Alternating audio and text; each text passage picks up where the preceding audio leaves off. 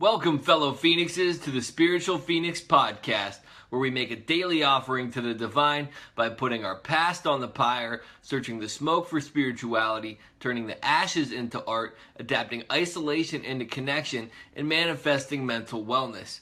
I'm an altered state of consciousness called Ross Cessna, and I wish to ignite the authentic expression of your soul into any avenue that elevates consciousness. I don't want to tell you what to think, but to get you to think. Express yourself originally and create your own understanding and originally articulate yourself in a way that is uplifting. We are the artists of our lives, and today is a blank canvas. Let's collectively create a better tomorrow. And I'd like to take a moment and reflect on what we're grateful for today.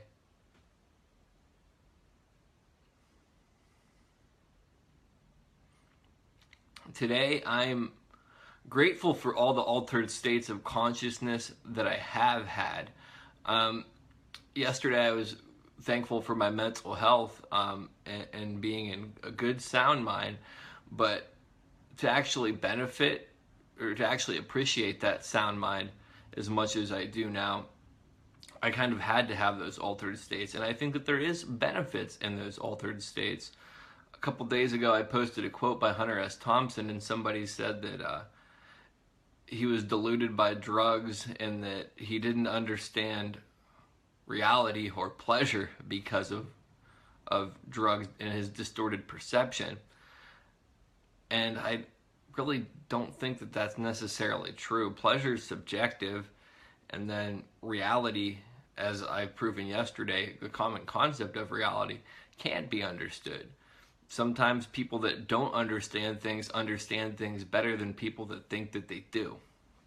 And today is the 41st anniversary of the death of Werner Heisenberg, which I would like to note and just pay homage to him for his contributions to science, and since I referenced him yesterday.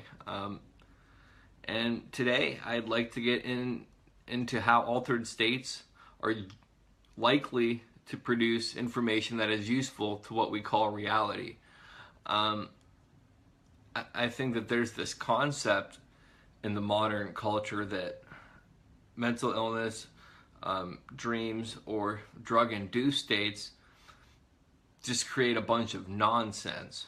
And while that may be true some of the time, I think that overgeneralization really minimizes knowledge that we can gain, and the fact that those states occur in reality means that they contribute to reality in some way, in a philosophical sense, and also in a literal sense, in the fact that there's been many people that have suffered from mental illness, drug-induced states, or have gathered useful information that we actually utilize in the modern world from dreams or other altered states. And I'd like to name just one of each, a person in each category of mental illness, drug-induced, or dream states, and talk a little bit about them and then go from there.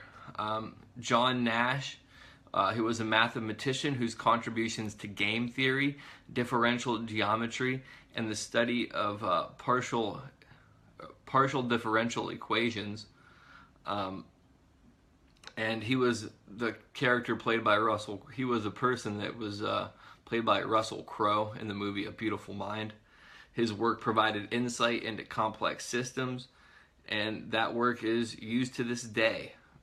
Nash himself had schizophrenia, and he went as far as to state that the disease assisted him in his work. And a quote from John Nash is, "Rationality of thought imposes a limit on a person's concept of his relation to the cosmos." So what he's saying is, when people think in this quote-unquote rational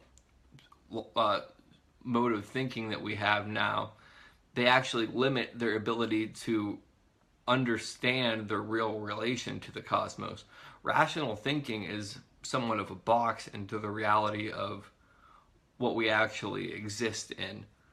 The next person I'd like to note is Carey Mullins, and he was a Nobel Prize winner who revolutionized biomedical research In his own words, he doubted he would have made those advancements without the use of LSD.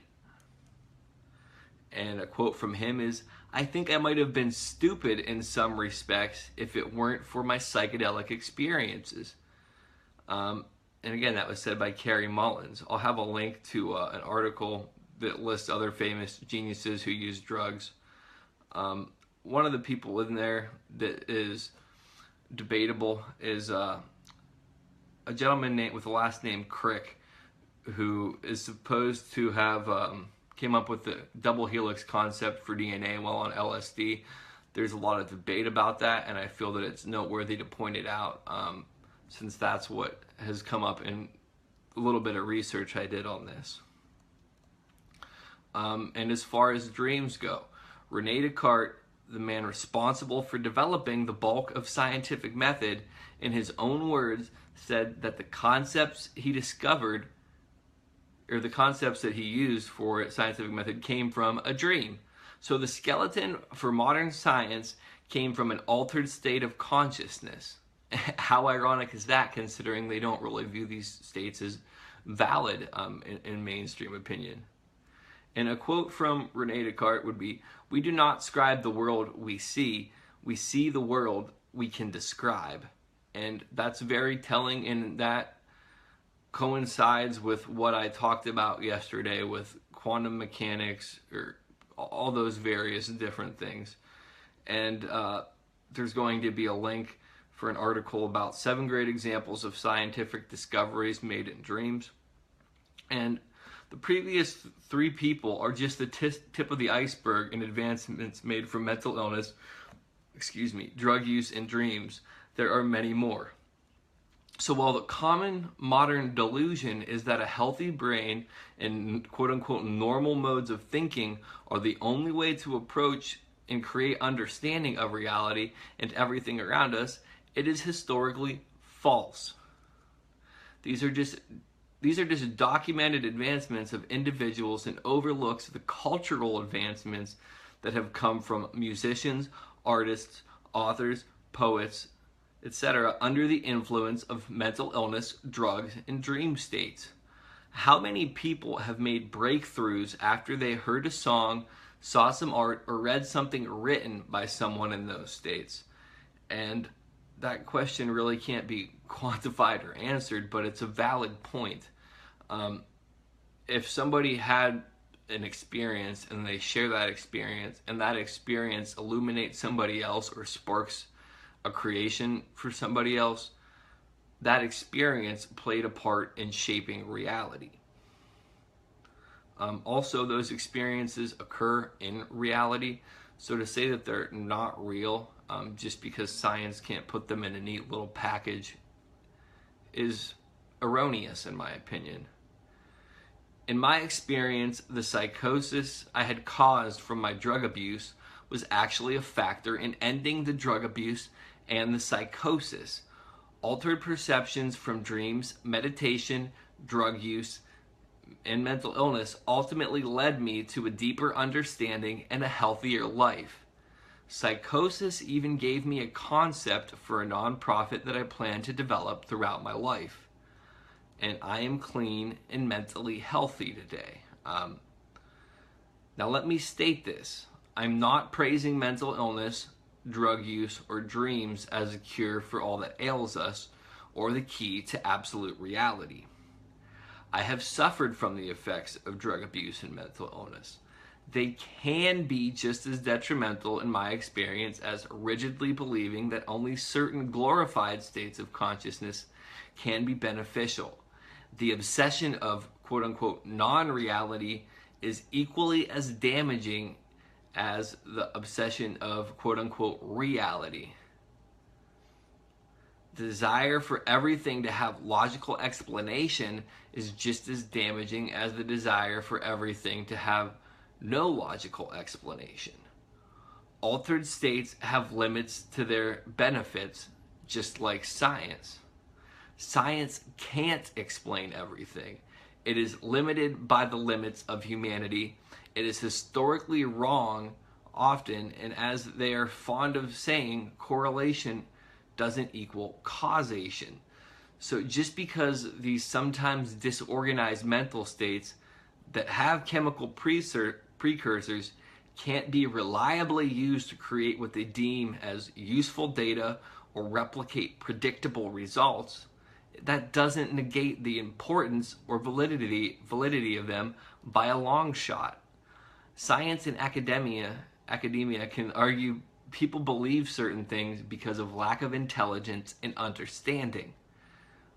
People with lived experience of these states can argue that those in disbelief of the validity of some of the information of these states do so because of education and lack of personal lived experience.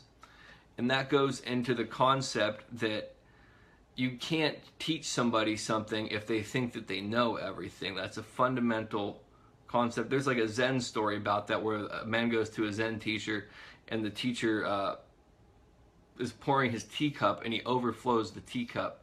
And he says, "Why did you do that?" And he said, "I can't teach you anything if you already know everything." And in regards to science and spiritual states or spiritual occurrences, I talked about similar concepts in episode 16, objectivity versus spirituality. And I'm going to close with this quote: the best way to understand clarity is through distortion. And that was said by me. Tomorrow I'm going to talk a little bit about some of the positive occurrences from psychedelic drug use and things like that. Like I said, I no longer use drugs. I don't desire to use them, but I'm not foolish enough to assume that there's completely negative experiences to some specific substances. And I could go on, but it's time to put this episode on the pyre. If you're listening to the podcast, you can watch me on YouTube. And if you're watching me on YouTube, you can listen to the podcast on several podcasting platforms. A link below is the key to my other links, and I will put a link, some links below also for the articles that I talked about. I love, respect, and appreciate all of you. Make today magical with the attitude of gratitude and a mentality of manifestation. Love and light. Namaste.